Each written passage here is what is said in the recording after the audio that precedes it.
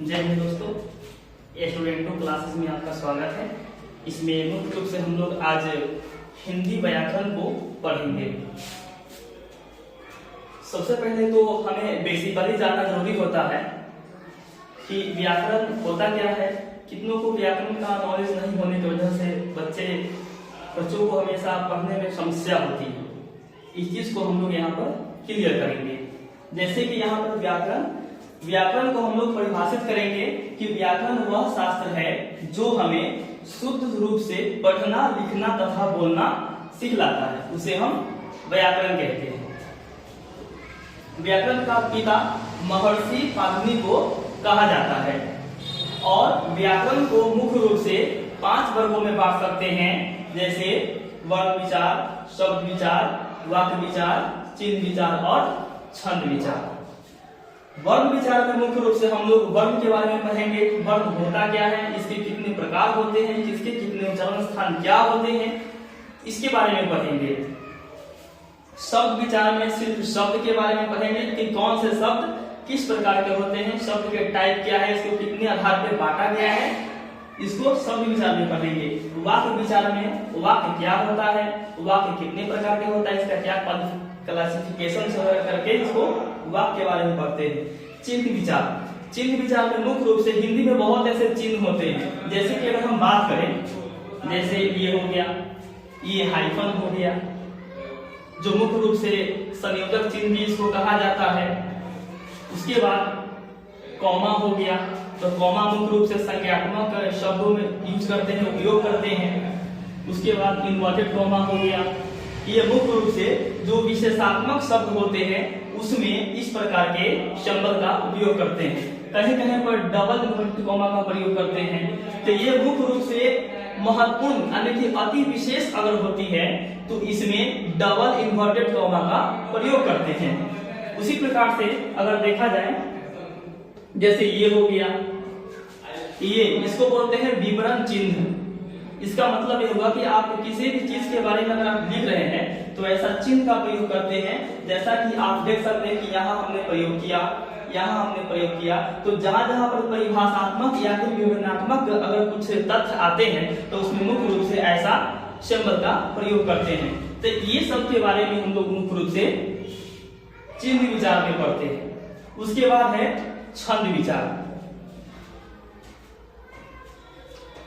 उसके बाद है भाषा को इंग्लिश में लैंग्वेज कहते हैं। भाषा होता क्या है, तो यहाँ पर जितने सारे प्राणी हैं वो सबकी अलग अलग अपनी अपनी भाषाएं हैं। मनुष्य है तो उनकी अपनी भाषाएं हैं। जैसे भाषा होता क्या है, हम इसको जानेंगे पहले। तो भाषा एक ऐसी माध्यम है जिसके द्वारा प्राणी, और प्राणी शब्द का प्रयोग इसलिए किया गया है क्योंकि इस जगत में मानव के अलावे भी बहुत सारे जीव जंतु हैं, तो उसकी भी तो अपनी भाषा होती है। तो इसीलिए यहाँ पर प्राणी शब्द का प्रयोग किया गया है। तो प्राणी अपने भाव या विचारों को आपस में साझा करते हैं, बांटते, उसे हम भाषा कहते हैं। भाषा को मुख्य रूप से 3 वर्गों में बांट सकते हैं। कुछ लोग इसको 2 वर्गों में बांटते हैं, लिखित भाषा और मौखिक भाषा। लेकिन यहाँ पर 3 रूप हम लोग देखेंगे तो इस प्रकार से है, जैसे मौखिक भाषा, लिखित भाषा, सांकेतिक भाषा। मौखिक भाषा क्या होती है इसको समझेंगे। मौखिक भाषा को इंग्लिश में कहते हैं ओरल लैंग्वेज। और मौखिक भाषा होता क्या है, इसमें जो प्राणी, चाहे मानव हो या फिर प्राणी हो, वो अपनी भाषा को बोलकर दूसरों को समझाने की प्रयास करता है। तो ऐसी भाषा को हम कहते हैं मौखिक भाषा। क्या कहते हैं? मौखिक भाषा। उसके बाद है लिखित भाषा। लिखित भाषा को इंग्लिश में कहते हैं रिटेन लैंग्वेज। और ये भाषा क्या है कि इसमें मुख्य रूप से जो मानव हो या फिर जो मानव मुख्य रूप से हम कह सकते हैं कि लिख करके कोई भी अपनी विचारों या भाव को लिख कर अगर दूसरे को समझा रहा है, उसके समक्ष प्रकट कर रहा है, तो ऐसी भाषाएं लिखित भाषा कहलाती है। जैसे कि मैं एक शिक्षक जो आपको लिख करके समझा रहा हूँ, तो एक लिखित भाषा का माध्यम हो गया। ठीक है। उसके बाद है सांकेतिक भाषा। तो सांकेतिक भाषा में क्या होता है कि मानव हो या फिर प्राणी हो, वो मुख्य रूप से अपने विचारों को इशारों में व्यक्त करता है। जैसे अगर आपको बस रोकना है तो इस प्रकार से आप सिंबल का प्रयोग करते हैं, या फिर किसी को बुलाना है तो इस प्रकार से प्रयोग करते हैं। तो ऐसे जो एक्टिविटीज करते हैं, भाषा का प्रयोग करते हैं, दूसरों को समझाते हैं, तो ऐसी भाषाओं को हम कहते हैं सांकेतिक भाषा। इसको इंग्लिश में कहते हैं कोड लैंग्वेज। लेकिन याद रहे, जैसे कि यहाँ पर भाषा का जो तीनों रूप है, ये तीनों रूप का प्रयोग मुख्य रूप से जो शिक्षक होते हैं, जो शिक्षक यानी कि जो टीचर होते हैं, वो तीनों भाषा का प्रयोग एक साथ करते हैं। कैसे, आप समझिए। जैसे हम भी एक शिक्षक हैं, तो ये हम आपको लिख दिए, ये लिखित भाषा हो गया। अगर आपको हम इसी चीज को अगर आप बोल के समझा रहे हैं तो ये मौखिक भाषा का उदाहरण हो गया।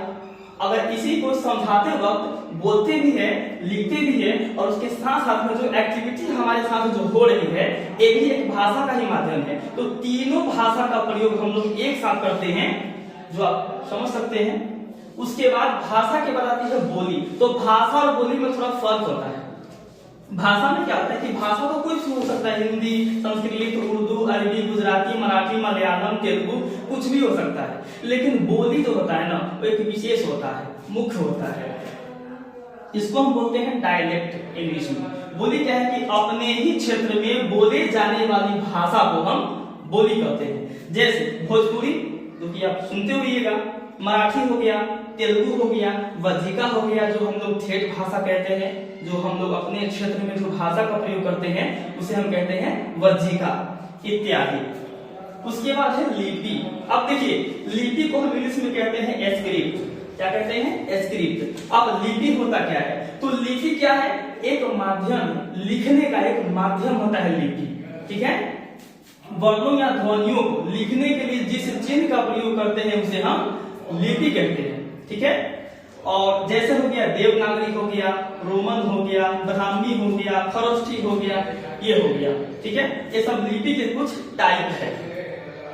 सबसे प्राचीनतम लिपि की अगर हम बात करें तो वो है ब्राह्मी लिपि। इसकी मुख्य विशेषता है कि यह बाएं से दाएं ओर लिखी जाती है। बाएं से दाएं ओर इसको लिखी जाती है ब्राह्मी लिपि, जो सबसे प्राचीन लिपि है। और पूरे विश्व में लगभग 20 लिपि है। पूरे विश्व में कितने लिपि है? 20 लिपि है। ठीक है, और मुख्य रूप से अगर बात करें देवनागरी लिपि की अगर हम बात करें तो देवनागरी यानी कि इस लिपि के अंतर्गत मुख्य रूप से हिंदी, संस्कृत, बंगाली, नेपाली आदि भाषाएं लिखी जाती है, वो देवनागरी के अंतर्गत आता है। ठीक है, उसके बाद अगर हम संस्कृत की बात करें तो संस्कृत समझिए कि एक बहुत बड़ी एक भाषा है ना। तो संस्कृत की अगर हम बात करें तो संस्कृत से ही अन्य भाषाओं की उत्पत्ति हुई है। अन्य भाषाएं जो बनी है वो संस्कृत से ही बनी है, इसीलिए संस्कृत को सभी भाषाओं का जननी कहा जाता है। अब देखिए देवनागरी हो गया, तो देवनागरी की कुछ पहचान होती है कि जितनी बड़ी वर्ण या ध्वनि, जैसा कि आप यहाँ पर हम लिखते हैं कवयित्री, एक शब्द हो गया, तो इसके ऊपर में एक लंबी लकीरें खींचेंगे। तो देखिए यहाँ पर कि जितनी बड़ी यहाँ पर शब्द है उतना ही बड़ी उसके ऊपर लकीरें, लंबी लकीरें खींच दी जाती है। यही इसकी मुख्य पहचान है। देवनागरी लिपि का मुख्य पहचान यही है। अगर आपसे कोई पूछे हिंदी या संस्कृत भाषा की लिपि क्या है, तो क्या हो जाएगा? देवनागरी हो जाएगा।